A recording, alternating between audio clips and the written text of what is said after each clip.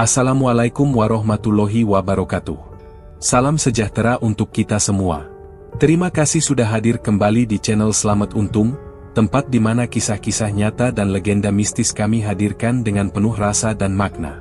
Semoga Anda semua selalu diberi kesehatan, keselamatan, dan ketenangan dalam setiap langkah. Dukung terus channel kami dengan cara subscribe, like, dan aktifkan loncengnya, agar Anda tidak ketinggalan cerita-cerita pilihan yang akan terus kami sajikan. Mari kita mulai ceritanya. Hidup di tepian Sungai Mahakam tak selalu indah bagi Jauhari. Di siang hari, riak air tenang terlihat seperti cermin yang memantulkan cahaya matahari, namun di balik itu, rumah panggungnya yang sederhana menyimpan kesulitan yang makin hari makin menyesakkan dada. Kebun karet yang ia andalkan untuk makan sehari-hari sudah 2 musim gagal panen. Getah yang keluar sedikit, tak cukup untuk dijual, sementara kebutuhan rumah tangga terus menekan. Suryanti, istrinya yang tengah hamil besar, hanya bisa menahan tangis setiap kali melihat suaminya duduk termenung di beranda, rokok di tangan, tatapan kosong ke arah sungai yang seakan tak memberi jawaban. Anak pertama mereka, Randi, masih terlalu kecil untuk memahami semua itu. Bocah itu sering berlari-lari di lantai kayu rumah, tertawa, tanpa sadar bahwa suara cemas dan pertengkaran orang tuanya mulai menjadi pemandangan sehari-hari. "Bang, sampai kapan kita begini? Utang ke Pak Rusdi makin menumpuk. Kalau besok dia datang lagi, aku tak tahu harus bicara apa." Suara Suryanti pecah di sela tangisnya. Jauhari menatap istrinya, wajahnya keras namun matanya penuh letih. "Kau pikir aku senang? Aku sudah coba, Yan.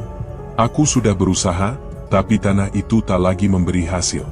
Apa lagi yang bisa kulakukan?" Perkataan itu hanya membuat air mata Suryanti mengalir makin deras. Ia menyentuh perutnya yang membesar, menahan beban batin yang semakin berat. "Kalau aku melahirkan nanti, dengan apa kita bayar bidan? Dengan apa kita beli kain untuk anak kita ini? Randi saja sering kekurangan makan. Kau pikir aku tak takut?" Suara istri yang bergetar menusuk Jauhari lebih dalam daripada pisau. Ia ingin memeluknya, menenangkan rasa sakit itu, namun gengsi dan rasa bersalah membuatnya hanya bisa membuang pandangan ke lantai kayu yang mulai rapuh dimakan usia. Kemarahan orang tua Jauhari menambah sesak keadaan. Setiap kali ia pulang membawa hasil seadanya, ayahnya selalu menggerutu, menyebut dirinya tak becus jadi laki-laki. Ibunya yang renta pun kerap berkata lirih, "Apa gunanya kau jadi anak bungsu kalau tak bisa menjaga keluarga?" Kalimat itu menusuk seperti duri yang menancap dalam. Jauhari merasa harga dirinya diinjak-injak. Malam-malamnya tak pernah benar-benar tenang, hanya dipenuhi rasa marah yang menumpuk dan pertengkaran dengan istrinya yang menuntut jalan keluar. Pada suatu sore, ketukan keras di pintu rumah membuat seisi rumah terkejut. Randi berhenti bermain, Suryanti menoleh dengan wajah pucat. Pintu dibuka, tampak Pak Rusdi, rentenir kampung yang tubuhnya gempal dengan mata melotot, berdiri di ambang pintu. "Mana Jauhari? Kau pikir bisa lari dari hutang? Sudah 3 bulan aku tunggu. Besok aku kembali, kalau uang tak ada, rumah ini akan jadi jaminan." Suaranya berat, penuh ancaman. Jauhari yang berdiri di belakang istrinya hanya bisa mengepalkan tangan, urat di lehernya menegam, namun ia tak bisa membalas. Setelah lelaki itu pergi, Suryanti jatuh terduduk, menangis terisak. Malam itu rumah panggung mereka diselimuti ketegangan. Lampu minyak bergoyang karena angin malam dari sungai. Suryanti duduk di sudut ranjang, memeluk lutut, wajahnya basah oleh air mata. Jauhari berulang kali berjalan mondar-mandir, meremas rambutnya sendiri, tak tahu harus berbuat apa. "Bang, aku mohon, jangan diam saja. Aku takut, Bang. Aku tak sanggup kalau besok benar rumah ini diambil," ucap Suryanti lirih. Jauhari berhenti, menatap istrinya yang tubuhnya semakin besar karena kandungan. Wajah pucat itu, tubuh yang bergetar, membuat dadanya sesak, bercampur rasa kasihan dan putus asa. Ia duduk di samping istrinya, tangannya menyentuh bahu Suryanti. Sentuhan itu bukan lagi penuh kelembutan, melainkan seperti upaya menenangkan kegilaan dalam dirinya. Nafas Jauhari panas, tubuhnya bergetar. Ada amarah yang bercampur nafsu, seolah ia ingin melampiaskan semua beban dengan memeluk istrinya sekuat tenaga. Suryanti menoleh, menatap mata suaminya yang merah karena kurang tidur. "Bang, jangan begini, aku sedang hamil besar," bisiknya, tubuhnya menegang. Namun Jauhari tetap mendekapnya, mencium keningnya, seperti mencari pelarian dari tekanan hidup yang menghimpit. Tubuh Suryanti gemetar, ada rasa takut bercampur pasrah. Di luar rumah, suara air sungai terdengar deras, seperti mengiringi ketegangan yang terjadi. Angin malam menembus celah dinding papan, membawa dingin yang membuat tubuh semakin menggigil. Suryanti mencoba menolak, namun suaminya terus memeluk, bibirnya bergetar ketika berkata, "Aku tak punya apa-apa lagi, Yan. Aku hanya punya kau. Jangan tinggalkan aku." Kata-kata itu terdengar menyayat, seolah keluar dari seseorang yang sedang berada di tepi jurang. Suryanti hanya bisa menutup mata, membiarkan air matanya mengalir, tubuhnya dipeluk erat, penuh emosi yang membakar sekaligus membuat takut. Setelah itu, Jauhari terbaring di lantai, dadanya naik turun cepat. Suryanti masih terduduk di sudut ranjang, menatap suaminya dengan mata yang penuh luka. Tidak ada kata yang bisa keluar dari bibirnya, hanya isak tertahan yang menambah sesak udara malam. Randi yang tertidur di kamar sebelah sempat terbangun karena suara ribut, tapi akhirnya kembali terlelap, tidak tahu apa yang sedang menghancurkan keluarganya. Malam semakin larut, lampu minyak hampir padam, meninggalkan rumah panggung itu dalam kegelapan yang semakin pekat. Jauhari menutup wajahnya dengan tangan, hatinya terasa hampa. Setiap hembusan angin dari arah sungai terdengar seperti bisikan ancaman. Tubuhnya lelah, pikirannya penuh kekacauan, dan hatinya digerogoti rasa bersalah yang tak terampuni. Suryanti hanya bisa berbaring dengan punggung menghadap, menahan isak agar tidak terdengar. Malam itu berakhir tanpa jawaban, hanya meninggalkan rasa dingin yang menusuk dan beban batin yang menggantung, seakan ada sesuatu yang menunggu mereka dalam gelap. Malam yang dingin itu masih membekas di kepala Jauhari. Ia terbaring di tikar usang, namun tak bisa memejamkan mata. Bayangan wajah Suryanti yang menangis di sudut ranjang terus menghantuinya. Tubuhnya masih panas oleh emosi, tetapi pikirannya kosong. Suara angin dari sungai membawa dingin yang menusuk, namun keringat dingin justru mengalir di pelipisnya. Ia tahu esok penagih hutang akan datang kembali. Hidupnya seakan terjepit, tidak ada lagi jalan keluar. Keesokan harinya, Jauhari berjalan gontai menuju pasar kecil di kampung. Di sana ia bertemu seorang lelaki yang sudah lama tak ditemuinya, Parman. Tubuh Parman masih tegap, wajahnya keras dengan sorot mata penuh rahasia. Setelah berbincang singkat, Parman menepuk bahu Jauhari dan berbisik pelan. "Hidupmu bisa berubah, Har. Ada jalan lain, tapi tak semua orang berani. Kau mau dengar?" Jauhari terdiam. Dadanya berdegup lebih cepat, seakan tahu kalimat itu bukan kalimat biasa. "Jalan apa yang kau maksud?" tanyanya hati-hati. Parman mendekat, suaranya nyaris tak terdengar. "Pergilah ke pedalaman Kapuas. Cari seorang balian bernama Sanggau. Dia bisa memberikan apa yang kau mau, asal kau berani membayar harga yang pantas." Ucapan itu membuat bulu kuduk Jauhari berdiri. Ia merasa ada sesuatu yang salah, namun juga tak mampu menahan rasa penasaran. "Apa maksudmu harga? Uang?" tanyanya cepat. Parman menggeleng pelan, senyumnya samar. "Tidak sekadar uang. Lebih dari itu. Tapi jika kau berani, kau akan hidup senang. Ingat, jangan sembarangan bicara pada orang lain." Sepulang dari pasar, Jauhari tidak bisa berhenti memikirkan kata-kata itu. Malamnya, ia mencoba bercerita kepada Suryanti. Perempuan itu sedang duduk menatap pakaian bayi dalam kandungan, wajahnya lelah tapi tetap berusaha tegar. "Yan, tadi aku bertemu Parman. Dia bilang, ada orang sakti di pedalaman Kapuas. Katanya bisa bantu kita keluar dari semua masalah ini." Suryanti menoleh cepat, wajahnya berubah tegang. "Apa maksudmu orang sakti? Dukun?" "Jauhari, jangan gila. Kau tahu itu berbahaya." Suaranya meninggi, matanya berkilat menahan marah. Jauhari mencoba mendekat, memegang tangannya. "Aku hanya ingin kita selamat. Aku tak tahan melihatmu menangis setiap malam. Aku ingin rumah ini aman, aku ingin anak kita lahir tanpa kekurangan." Namun Suryanti menarik tangannya, tubuhnya bergetar. "Bang, jangan lakukan itu. Aku lebih rela hidup miskin daripada kau berurusan dengan hal-hal yang tak jelas. Kita masih bisa berusaha. Jangan serahkan hidup kita pada setan." Air mata kembali mengalir di pipinya. Jauhari menatap istrinya, dadanya terasa sesak. Ada dorongan untuk memeluknya, menenangkan tubuh yang gemetar itu, namun ia juga diseret oleh bayangan ancaman rentenir yang besok akan kembali. Pertengkaran berlangsung lama. Kata-kata kasar keluar dari mulut Jauhari, tangisan pecah dari bibir Suryanti. Pada akhirnya, lelaki itu memilih diam. Malam itu tubuh mereka berdua berbaring di ranjang yang sama, namun terasa jauh. Punggung Suryanti menghadap dinding, bahunya bergetar menahan tangis, sementara Jauhari hanya menatap langit-langit, pikirannya bergulat dengan godaan. Sentuhan hangat istrinya yang dulu menenangkan kini tak lagi ia rasakan. Yang ada hanya dingin dan jarak yang menusuk hati. Keesokan dini hari, sebelum matahari naik, Jauhari bangkit diam-diam. Ia tak membangunkan Suryanti, hanya menatap wajah pucat itu sebentar, lalu keluar rumah dengan langkah berat. Perjalanan menuju Kapuas bukan perjalanan ringan. Jalan tanah berlumpur, hutan lebat dengan suara burung malam yang sesekali membuatnya bergidik. Udara lembab membuat bajunya basah oleh keringat. Setiap langkah seperti diiringi mata tak terlihat yang mengawasi. Setelah berjam-jam, ia tiba di sebuah dusun kecil di pedalaman. Warga setempat menatapnya aneh ketika ia menanyakan nama Balian Sanggau.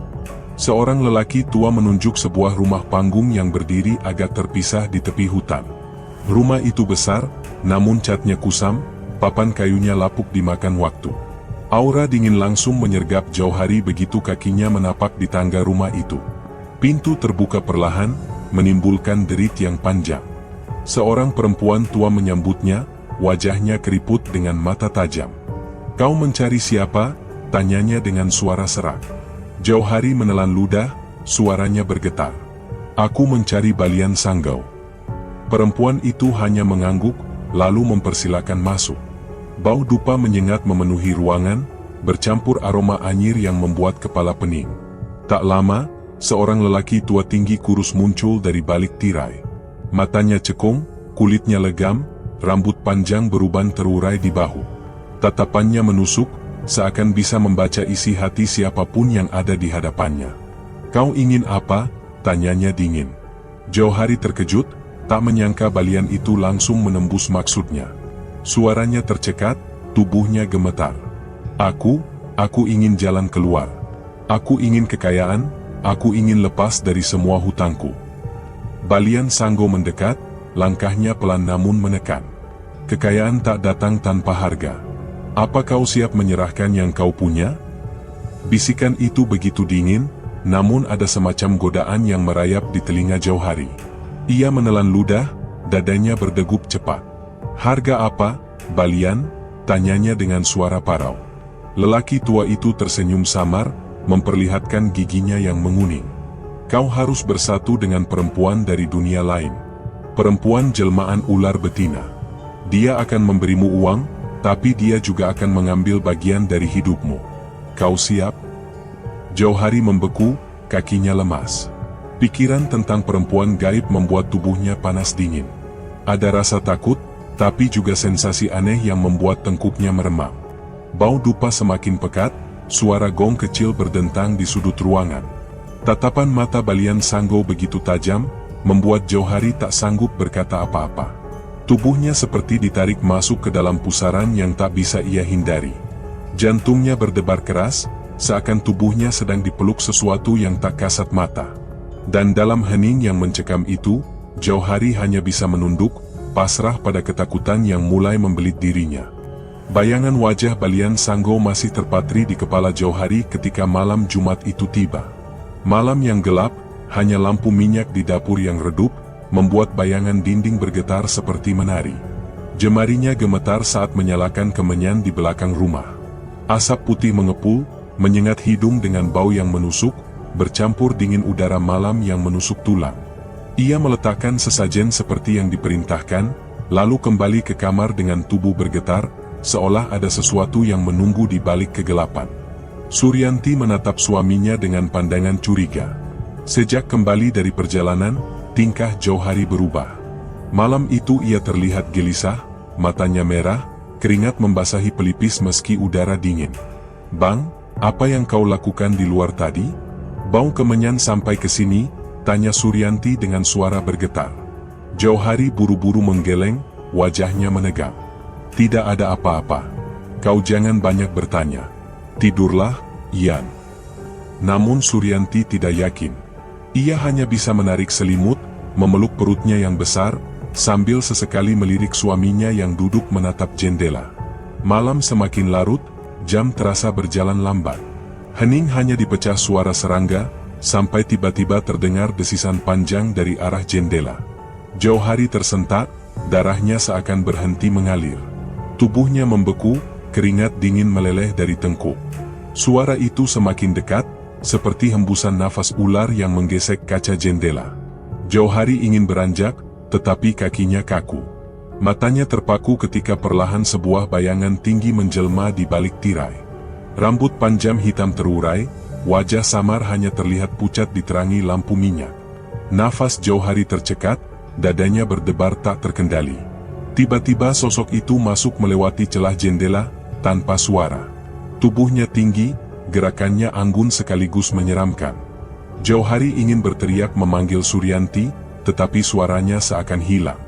Tubuhnya kaku, lidahnya keluh.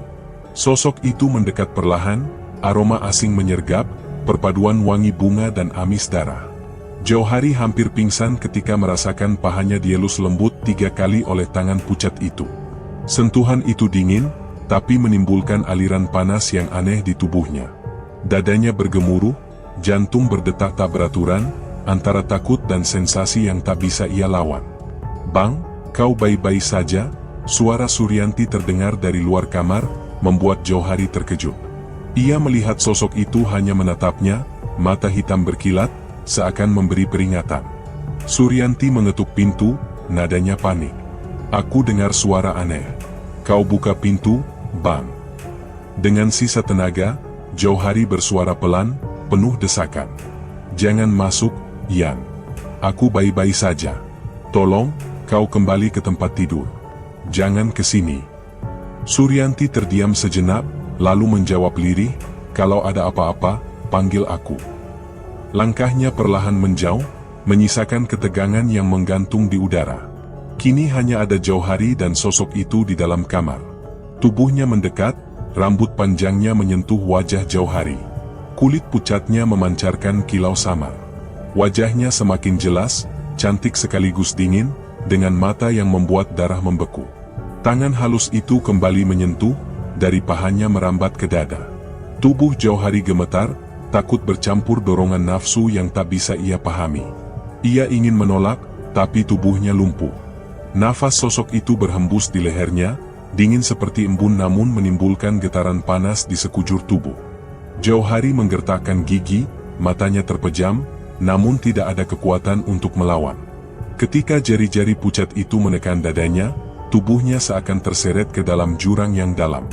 Lampu minyak bergoyang, bayangan di dinding meliuk seperti ular yang melata. Kamar itu berubah menjadi ruang pengap, hanya terdengar desah nafas Jauhari yang terengah dan suara lembut berdesis dari makhluk di hadapannya.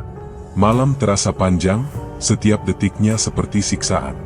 Ketika sosok itu akhirnya melepaskan sentuhannya, tubuh Jauhari lunglai, basah oleh keringat.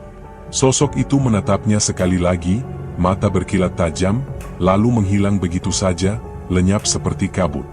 Jauhari terkulai di lantai, dadanya naik turun cepat, tubuhnya lemas tak berdaya.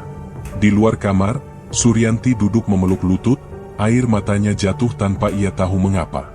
Suasana rumah panggung itu sepi, hanya suara desisan samar dari arah jendela yang terdengar, membuat malam semakin mencekam. Pagi itu, tubuh Jauhari masih terasa lemah. Ia duduk di tepi ranjang dengan wajah pucat, menatap uang lusuh yang tercecer di bawah bantal. Tangannya gemetar saat meraihnya. Dada berdebar, campuran antara ketakutan dan rasa tak percaya. Suryanti sibuk di dapur, tak tahu apa yang terjadi malam sebelumnya. Jauhari hanya bisa menghela napas panjang, hatinya terhimpit, namun ada sesuatu yang mendorongnya untuk menunggu malam kembali. Malam berikutnya tiba, dan kegelisahan Jauhari makin menjadi. Suryanti yang kelelahan tertidur di ruang tamu bersama Randi. Rumah panggung itu sepi, hanya suara sungai dan hembusan angin yang menyusup dari celah dinding. Jauhari berbaring, matanya menatap langit-langit, tubuhnya dingin namun pikirannya dipenuhi rasa penasaran bercampur takut. Desisan samar terdengar lagi, kali ini lebih lembut namun menusuk telinga.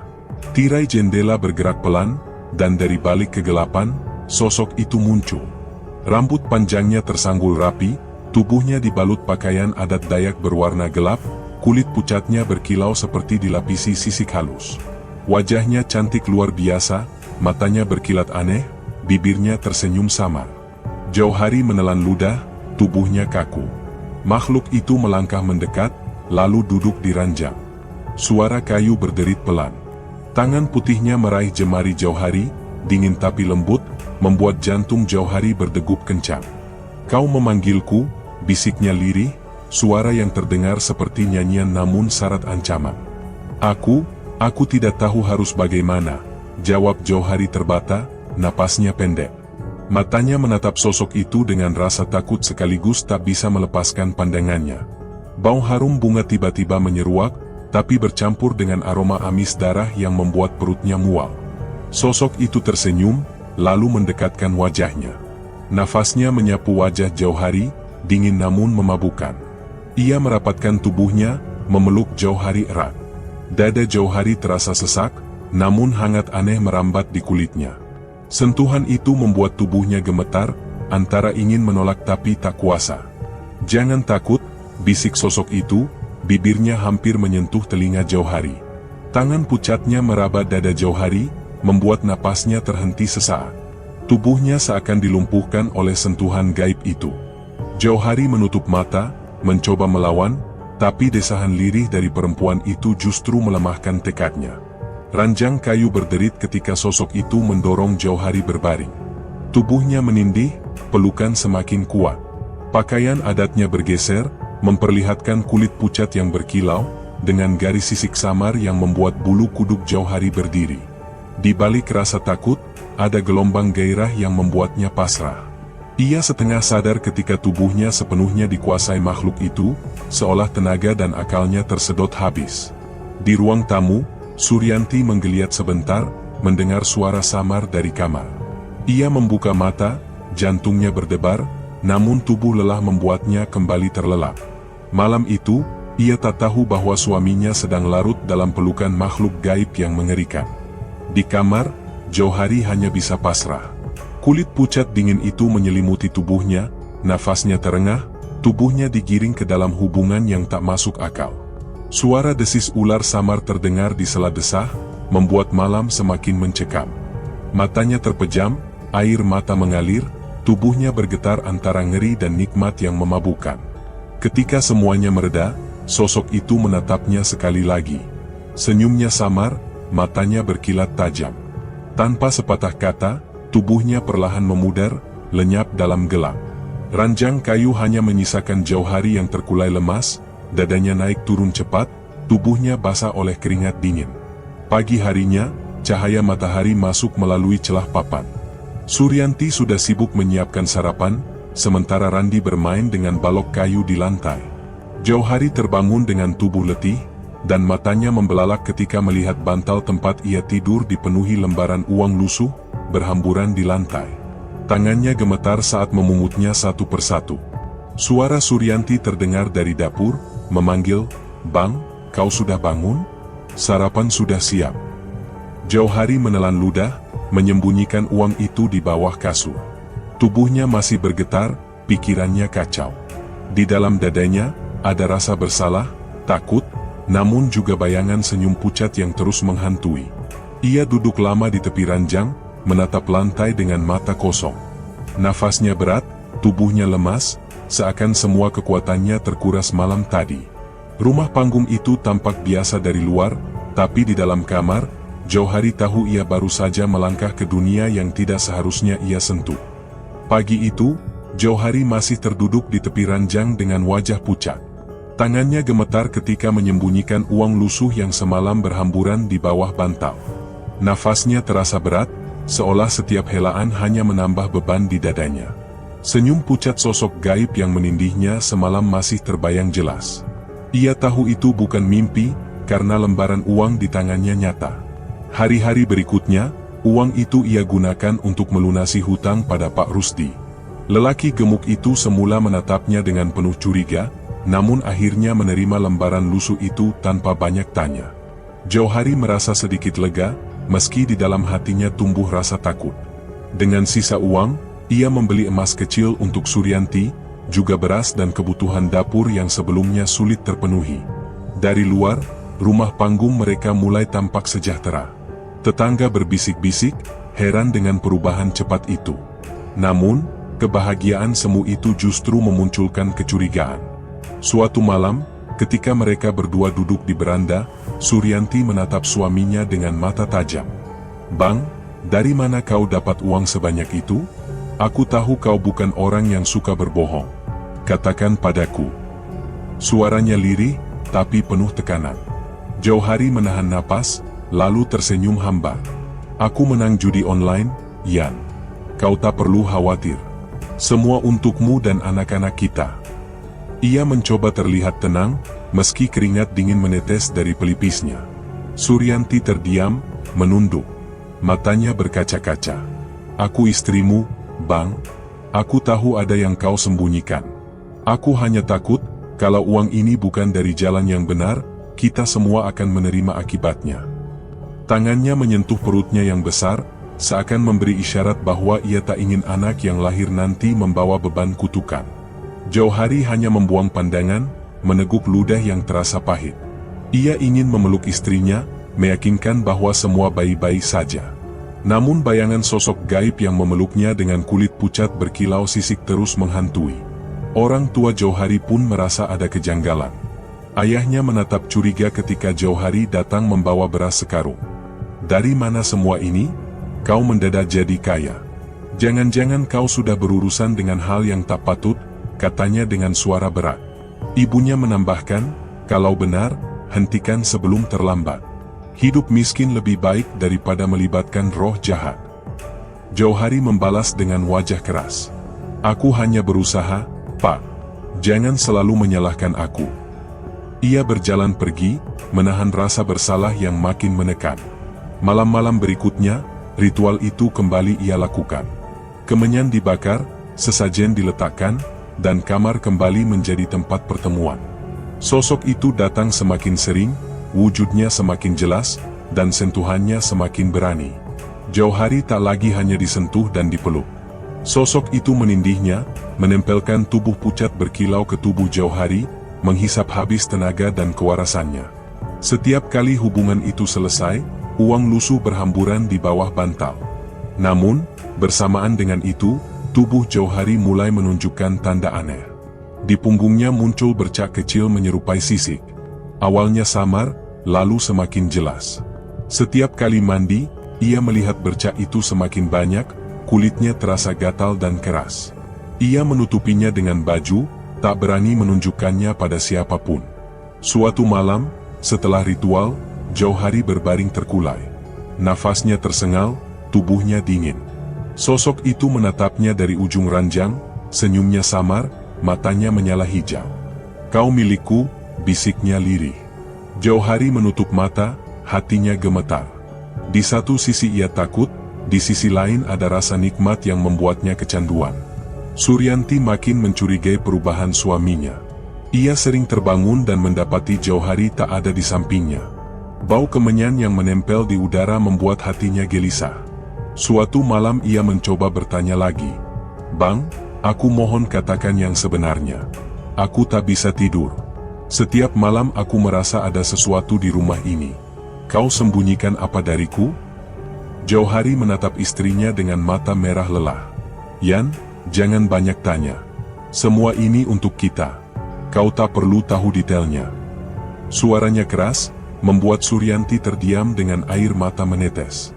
Ia merasa semakin jauh dari suaminya sendiri. Di luar rumah, angin malam dari sungai membawa suara samar yang menyeramkan. Seakan ada desis panjang mengitari rumah panggung itu. Jauhari menutup jendela dengan cepat, dadanya berdegup kencang. Dalam hati, ia tahu hidupnya tak lagi sama. Ia sering terbangun dengan tubuh basah oleh keringat, selimut berantakan, dan uang berhamburan di lantai. Setiap kali ia memungutnya, tangannya gemetar, hatinya penuh ketakutan. Namun, semakin ia mencoba berhenti, semakin kuat dorongan untuk kembali melakukan ritual itu. Rasa nikmat yang bercampur ngeri membuatnya tak bisa lepas. Pada suatu malam, ketika ia membuka baju untuk membersihkan diri, ia menatap punggungnya di cermin kecil. Bercak sisik itu semakin luas, berkilau samar di bawah cahaya lampu minyak. Dadanya terasa sesak, matanya panas. Ia duduk di lantai, menutup wajah dengan kedua tangan, tubuhnya bergetar hebat. Di ruang tamu, Suryanti memeluk Randi yang sudah terlelap. Matanya menatap kosong ke arah kamar, hatinya diliputi firasat buruk. Rumah panggung itu semakin terasa asing baginya, penuh hawa dingin yang menusuk, seolah ada sesuatu yang tak kasat mata ikut tinggal bersama mereka. Jauhari berbaring lagi di ranjang, menatap langit-langit dengan mata kosong. Nafasnya berat, tubuhnya makin terasa asing. Ia tahu, di balik semua uang itu, ada rahasia kelam yang terus menjeratnya, membuatnya semakin jauh dari keluarganya sendiri. Dan malam itu, ia hanya bisa menutup mata dengan tubuh bergetar, mendengarkan suara samar dari jendela yang membuat darahnya membeku, sementara hatinya tenggelam dalam rasa bersalah yang tak bertepi. Malam itu rumah panggung di tepian Mahakam terasa asing.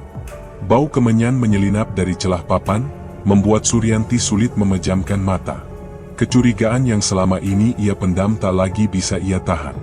Ia sengaja berpura-pura tidur di ruang tamu, tubuhnya meringkuk di tikar dengan mata terpejam setengah. Hatinya berdegup kencang, menunggu momen yang membuat seluruh tubuhnya merinding. Ketika jam mendekati tengah malam, suara berderit dari kamar terdengar. Tirai berayun perlahan, diikuti desis lirih yang menusuk telinga. Suryanti membuka matanya sedikit, lalu bangkit perlahan menuju kamar. Tangannya bergetar saat mendorong pintu hingga terbuka setengah. Pemandangan yang ia lihat membuat lututnya lemas. Jauhari berbaring di ranjang, tubuhnya dipeluk erat oleh seorang perempuan cantik berkulit pucat. Rambut hitamnya tersanggul rapi, pakaian adatnya sedikit terbuka, memperlihatkan kulit berkilau seperti sisik. Namun yang paling mengerikan, bagian bawah tubuh perempuan itu bukan kaki, melainkan ular besar yang melilit ranjang, sisiknya berkilat di bawah cahaya lampu minyak. Suryanti menutup mulutnya, air mata jatuh deras. Tubuhnya gemetar hebat, ingin berteriak namun suara tercekat di tenggorokan. Jauhari tampak setengah sadar, matanya terpejam, tubuhnya digerakkan oleh pelukan makhluk itu. Desahan lirih bercampur dengan desis ular, menambah ngeri yang menusuk hingga ke tulang. Suryanti memundurkan tubuhnya, punggungnya menempel pada dinding. Tangannya menutup wajah, namun ia tak bisa berhenti melihat. Malam itu seperti neraka terbuka di depan matanya. Ia ingin lari, tapi kakinya membeku. Ritual itu berlangsung lama, hingga akhirnya sosok gaib itu melepaskan Jauhari yang terkulai lemas, lalu menghilang begitu saja, lenyap seperti kabut. Ranjang kayu masih berderit pelan, menyisakan suaminya yang basah oleh keringat. Suryanti tak kuasa lagi menahan diri. Ia menjerit keras, masuk ke kamar dengan air mata bercucuran. Tangannya menampar wajah Jauhari berkali-kali. "Apa yang kau lakukan? Apa yang kulihat barusan, Jauhari? Kau tidur dengan makhluk itu?" Jauhari terkejut, tubuhnya lemah namun matanya membelalak. Ia mencoba bangkit, namun ditahan oleh pukulan dan tangisan istrinya. "Yan, dengar aku dulu. Aku..." "Diam!" Suryanti berteriak, suaranya pecah. "Kau suamiku, tapi kau berkhianat dengan setan. Apa kau sudah gila? Kau tega lakukan ini di depan anak-anakmu, di rumah orang tuamu sendiri?" Suaranya menggema, menusuk jantung malam. Pertengkaran itu membangunkan orang tua Jauhari. Ayahnya keluar dari kamar dengan wajah murka, sementara ibunya panik memegangi pintu. "Apa ini ribut-ribut malam-malam? Jauhari, jelaskan." Jauhari tak mampu menjawab. Ia hanya menunduk, napasnya terengah, tubuhnya bergetar. Suryanti menangis semakin keras, tubuhnya jatuh terduduk di lantai, kedua tangannya memukul-mukul dada sendiri. Aku tak sanggup lagi, Pak, Bu, aku melihatnya sendiri. Suamiku tidur dengan perempuan berwujud ular. Aku melihatnya dengan mata kepalaku. Ayah Jauhari menatap anaknya dengan sorot tajam, hampir tak percaya. Benarkah ini? Kau mempermalukan keluarga dengan perbuatan terkutuk semacam itu? Suaranya menggelegar, membuat udara rumah semakin mencekam. Jauhari berusaha berbicara, namun suara tercekat. Aku hanya ingin menyelamatkan kita. Aku tak punya jalan lain. Semua hutang sudah lunas karena dia. Semua ini untuk keluarga. Kalimat itu membuat suasana pecah. Suryanti menjerit sambil memegangi perutnya yang besar. Untuk keluarga? Atau untuk nafsumu sendiri? Aku melihat bagaimana kau memeluknya, bagaimana kau membiarkan tubuhmu dikuasai makhluk itu. Jangan kau bohongi aku. Tangisan, makian, dan amarah bercampur jadi satu. Randi terbangun dan menangis kencang, membuat ibunya makin hancur. Ibunya Jauhari berusaha menenangkan, namun justru ikut menangis. Tubuh renta itu bergetar menyaksikan anak bungsunya terseret dalam dosa. Malam itu rumah berubah mencekam. Bau kemenyan masih menggantung, suara sungai di luar terdengar seperti ratapan panjang. Jauhari duduk di lantai, wajahnya tertutup tangan, tubuhnya lemas. Suryanti terduduk dengan mata sembab, ayahnya berdiri kaku dengan sorot mata penuh kebencian. Semua terdiam, namun di balik keheningan, ketakutan masih menggantung, menusuk setiap jantung yang berdegup. Malam itu berakhir tanpa jawaban, hanya menyisakan luka yang semakin dalam dan rahasia kelam yang tak bisa dihapus. Malam itu rumah panggung masih bergema dengan sisa tangisan dan makian. Suryanti berbaring di sudut kamar dengan mata sembab, tubuhnya menggigil menahan sakit kandungan yang kian membesar. Jauhari duduk di kursi reot dengan kepala tertunduk, wajahnya pucat, bayangan perdebatan semalam masih menusuk. Udara malam yang biasanya dingin kini terasa lebih berat, penuh sesak oleh hawa tak kasat mata. Hari kelahiran pun tiba. Jerit kesakitan Suryanti mengguncang rumah. Keringat bercucuran di wajahnya, tubuhnya mengejang menahan sakit yang seolah tak ada ujung. Jauhari menggenggam tangannya erat, mencoba menenangkan, meski hatinya sendiri dipenuhi rasa takut. Bertahanlah, Yan, sebentar lagi selesai, bisiknya terbata. Tangisan bayi akhirnya pecah, memenuhi kamar yang pengap. Sejenak semua lega, hingga bidan yang membantu menoleh dengan wajah berubah pucat. Bayi itu sehat, tapi di punggungnya tampak sisik hijau keras berkilau di bawah cahaya lampu minyak. Suasana mendadak sunyi, hanya tangis bayi yang melengking di udara. Wajah Jauhari membiru, tubuhnya kaku. Ia tak sanggup berkata-kata. Suryanti yang masih lemah menoleh, matanya langsung membelalak. Ia meraung histeris, suaranya menggetarkan dinding rumah. Apa yang kau lakukan pada darah daging kita, Jauhari? Kau bawa kutukan itu ke tubuh anakku. Tangannya meraih bayi itu, memeluk erat meski tubuh mungil itu terasa dingin di punggung. Air matanya mengalir deras, dadanya sesak, tubuhnya bergetar hebat. Jauhari mendekat, mencoba menyentuh anaknya, namun Suryanti menepis kasar. Jangan dekat-dekat. Semua ini karena kau. Karena nafsumu dengan makhluk itu. Yan, aku tidak bermaksud. Suara Jauhari pecah, lemah, penuh rasa bersalah. Namun teriakan Suryanti menenggelamkannya. Diam, kau pembawa celaka. Aku tak ingin lihat wajahmu. Hari-hari berikutnya, rumah itu dipenuhi aura gelap. Bayi itu diberi nama, namun setiap kali Suryanti menatap sisik di punggungnya, hatinya remuk. Tangis bayi semakin hari semakin lirih, tubuhnya makin lemah. Suryanti hanya bisa duduk berjam-jam sambil menimang, air matanya jatuh membasahi wajah kecil itu. Jauhari berkali-kali mencoba menenangkan istrinya, namun tak pernah berhasil. Pada malam ke-10, tragedi itu tiba. Tangisan bayi yang lirih berubah menjadi jeritan pendek, lalu tubuh kecil itu menegang. Sisik di punggungnya menebal, berkilau mengerikan. Suryanti menjerit sekuat tenaga, memeluk bayi yang perlahan kaku di pelukannya.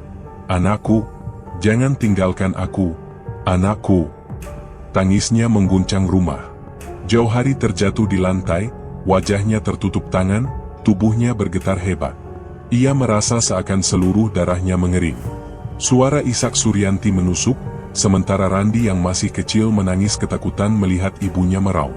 Orang tua Jauhari masuk dengan wajah pucat, mata mereka menatap tubuh bayi yang sudah tak bernyawa. Ibunya jatuh terduduk, ayahnya hanya bisa menggeleng dengan mata basah. "Inilah akibat dari perbuatanmu, Jauhari," katanya lirih, suaranya bergetar. Malam itu rumah berubah menjadi lautan duka. Bayi mungil yang baru 10 hari hidup kini terbujur kaku, tubuhnya dingin dengan punggung yang keras bersisik. Suryanti terus menangis, pelukannya tak mau lepas. "Kau kutuk darah dagingku, aku takkan pernah maafkan kau," bisiknya di sela tangis, menatap suaminya dengan tatapan penuh benci. Jauhari hanya bisa terdiam. Lidahnya keluh, tubuhnya lemas. Ia ingin bicara, tapi tak ada kata yang bisa menebus semua. Malam itu, suara tangisan dan makian memenuhi rumah panggung di tepian mahakam, membuat udara semakin berat, semakin mencekam. Tangisan Suryanti masih membekas di telinga ketika malam kembali datang. Bayi mungil yang mereka kubur beberapa hari lalu seakan masih terdengar suaranya di dalam rumah. Jauhari duduk di sudut kamar dengan mata kosong. Tubuhnya panas seperti terbakar, keringat membasahi baju, namun hawa dingin justru menusuk tulang. Dari telinganya, desisan ular terus berputar, mengganggu pikirannya tanpa henti. Setiap malam ia dilanda mimpi buruk. Sosok perempuan gaib itu muncul, tubuh pucatnya masih indah namun kini lebih menyeramkan. Rambut panjangnya menjuntai, matanya menyala hijau, dan bagian bawah tubuhnya berwujud ular yang melata di sekeliling ranjang. "Kau sudah menikmati semua, Jauhari. Sekarang waktunya kau membayar," bisiknya, bibir pucatnya nyaris menempel di wajahnya. "Beri aku tumbal baru, istrimu, anakmu, atau orang tuamu." Jauhari terbangun dengan jeritan, napas terengah, tubuh bergetar. Suryanti yang tidur di ruang tamu mendengar, segera berlari masuk. "Apa lagi yang kau lakukan, Bang? Apa lagi yang kau sembunyikan dariku?" Tangisnya pecah, tubuhnya bergetar menahan amarah dan duka. Aku dihantui."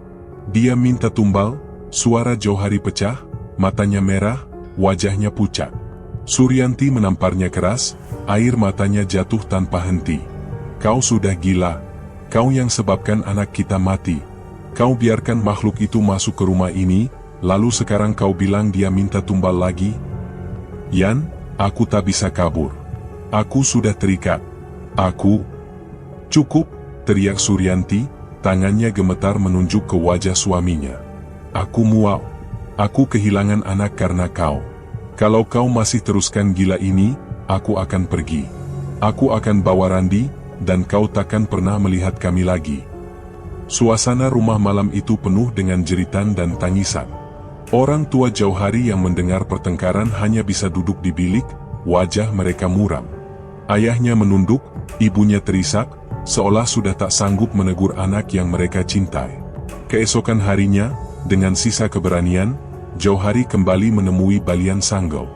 Hutan Kapuas terasa lebih gelap dari biasanya, suara burung malam menggema, seakan mengejek langkahnya. Ia mengetuk rumah panggung tua itu, lalu masuk dengan wajah letih. "Pang, tolong aku." Dia minta tumbal. "Aku tak sanggup lagi." Balian Sanggau menatapnya dengan dingin, sorot matanya tajam. "Itu perjanjianmu sendiri. Aku hanya menunjukkan jalan. Kau yang memilih melangkah. Sekarang tanggung sendiri akibatnya." "Tapi aku tak bisa lepas, Pang. Setiap malam dia datang. Tubuhku panas, aku tak sanggup tidur. Aku takut, Pang." Suara Jauhari gemetar, nyaris meratap. Sanggau menghela napas, lalu menoleh ke arah luar jendela. "Tak ada yang bisa menolongmu. Kau sudah menyerahkan dirimu pada siluman itu. Setiap yang kau nikmati, ada bayarnya. Jangan harap aku menebus salahmu." Jauhari pulang dengan tubuh lemas. Malam itu ia hanya bisa terduduk di depan rumah, menatap gelap sungai Mahakam yang mengalir. Di belakangnya, Suryanti berdiri dengan wajah merah padam, air mata membasahi pipi. "Aku menyesal menikah denganmu. Kau bukan lagi Jauhari yang kukenal. Kau hanya budak makhluk laknat. Aku masih suamimu, Yan." jangan tinggalkan aku. Semua ini untuk kita. Suara Jauhari lemah, penuh putus asa. Untuk kita? Suryanti menjerit, nadanya menusuk. Kau sebut itu untuk kita? Kau tiduri siluman, kau bawa pulang uang terkutuk, kau biarkan anak kita lahir bersisik lalu mati. Semua ini bukan untuk kita, tapi untuk nafsumu sendiri. Jauhari terdiam, tubuhnya jatuh berlutut. Air matanya jatuh, bercampur dengan keringat dingin yang mengalir di wajah. Ia ingin meraih tangan istrinya, namun Suryanti menepis kasar. Aku sumpahi, kalau kau masih teruskan perjanjian itu, aku akan pergi. Aku bawa Randi, dan kau akan tinggal sendiri dengan setanmu. Malam itu rumah panggung benar-benar mencekam. Bau kemenyan masih terasa, suara desis samar terdengar dari arah jendela, dan di dalam hati semua penghuni rumah, rasa takut bercampur dengan kebencian. Tidak ada lagi kata yang bisa menenangkan, hanya bayangan kutukan yang menggantung di udara, membuat dada mereka sesak dan batin mereka hancur. Rumah panggung di tepian mahakam kini sepi. Tangisan bayi yang pernah memenuhi malam telah terkubur bersama tanah basah, dan jeritan Suryanti tak lagi terdengar. Ia pergi, membawa Randi, meninggalkan Jauhari yang semakin hancur. Kursi reot di ruang tamu kosong, tikar berdebu, dinding papan dipenuhi bayangan. Sunyi yang tersisa bukan ketenangan, melainkan kutukan yang terus menghantui. Jauhari duduk di tepi ranjang dengan wajah pucat, matanya cekung, tubuhnya hampir tak lagi mirip manusia. Sisik hijau memenuhi punggung hingga leher. Kulitnya gatal dan keras, membuatnya sering menggaruk hingga berdarah. Di depan cermin retak, ia menatap bayangannya sendiri. Apa aku masih manusia? Gumamnya lirih, suaranya serak. Tak ada jawaban selain tatapan kosong dari mata yang kini seperti mata ular. Uang pesugihan yang dulu menumpuk kini lenyap tanpa bekas. Emas yang pernah ia beli sudah terjual. Ia kembali miskin, bahkan lebih hina dari sebelumnya. Bedanya, kini ia tak lagi hanya menanggung kemiskinan, tapi juga kutukan yang menempel di tubuhnya. Orang-orang kampung mulai berbisik. Anak-anak kecil dilarang bermain ke rumah itu. Jangan ke sana, kata seorang ibu pada anaknya, rumah itu sudah jadi sarang setan. Setiap malam Jumat, warga melihat Jauhari berjalan ke tepian sungai. Tubuhnya basah kuyup seakan baru muncul dari air, padahal tak ada seorang pun yang melihatnya masuk. Mulutnya bergumam sendiri, memanggil sesuatu yang tak kasat mata. Kadang ia tertawa, kadang ia menangis, kadang suaranya berubah menjadi desisan panjang yang membuat bulu kuduk siapapun merinding. Suatu malam, seorang warga bernama Darwis memberanikan diri mengintip dari balik pohon bambu. Ia melihat Jauhari berdiri di tepi sungai dengan baju melekat di tubuh basah. Wajahnya pucat, matanya kosong menatap air hitam. Ambil aku sudah siap, jangan siksa aku lagi. Suaranya terdengar lirih, diulang-ulang seperti orang yang putus asa. Darwis buru-buru pergi, wajahnya pucat. Sejak itu, kabar semakin ramai. Warga percaya Jauhari bukan lagi sepenuhnya manusia. Setiap orang yang melewati sungai Mahakam malam hari mengaku mendengar suara tangisan perempuan, diiringi desisan ular yang panjang. Suara itu kadang dekat, kadang jauh, membuat siapapun ketakutan berjalan sendirian. Di dalam rumah, Jauhari semakin terpuruk. Ia duduk di lantai, menatap kosong pada dinding. Suara Suryanti yang marah, tangisan bayinya, semua bergema di kepalanya. Ia menutup telinga, namun desisan ular selalu kembali. Aku sudah tak sanggup, bisiknya, tubuhnya gemetar. Malam itu, ia kembali berjalan ke sungai. Bulan separuh menggantung di langit, cahayanya redup. Angin malam berhembus membawa bau amis. Ia melangkah pelan, kakinya goyah, namun matanya tak pernah lepas dari arus hitam sungai. Aku milikmu, aku ikut, asalkan mereka jangan lagi kau ganggu, suaranya serak, penuh pasrah. Warga yang masih terjaga mengaku melihat bayangan aneh di air. Seperti tubuh perempuan berambut panjang, dengan sisik yang berkilau di permukaan. Bayangan itu bergerak melilit, mendekati tubuh Jauhari. Mereka yang melihat hanya bisa menutup mulut, tak berani bersuara. Keesokan paginya, rumah panggung Jauhari kosong. Pintu terbuka, tikar berantakan, ranjang masih basah. Tak ada siapapun di dalam. Orang-orang mencari, tapi tak ada jejak. Hanya di tepi sungai mereka menemukan baju lusuh yang robek, basah kuyup, seolah diseret ke dasar air. Sejak malam itu, Jauhari tak pernah terlihat lagi. Orang-orang percaya ia telah dibawa siluman ular betina ke dasar mahakam, menjadi bagian dari dunia kelam selamanya. Di kampung itu, kisah Jauhari jadi bisik-bisik panjang. Setiap malam Jumat, orang yang lewat tepi mahakam masih mendengar tangisan perempuan bercampur desisan ular. Air sungai tampak biasa, tapi siapapun yang berdiri terlalu lama di sana merasa diawasi. Orang tua menasihati anak-anak mereka dengan satu kalimat yang tak pernah hilang. Ingatlah, semua harta ada harganya, dan harga terakhir selalu nyawa. Terima kasih sudah menyimak cerita ini sampai akhir. Ingatlah, dari setiap kisah kelam selalu ada pelajaran yang bisa kita ambil. Jangan pernah tergoda jalan singkat, karena harga yang dibayar bisa jauh lebih besar dari yang kita sangka. Dukungan kalian, dengan subscribe, like, komentar, dan share, adalah napas bagi channel ini untuk terus hidup. Semoga apa yang kami suguhkan bukan hanya sekadar hiburan, tapi juga pengingat bahwa dunia ini menyimpan rahasia yang tak selalu bisa dijelaskan. Sampai jumpa di cerita berikutnya. Jaga diri kalian, dan jangan pernah lengah pada yang tak terlihat. Wassalamualaikum warahmatullahi wabarakatuh.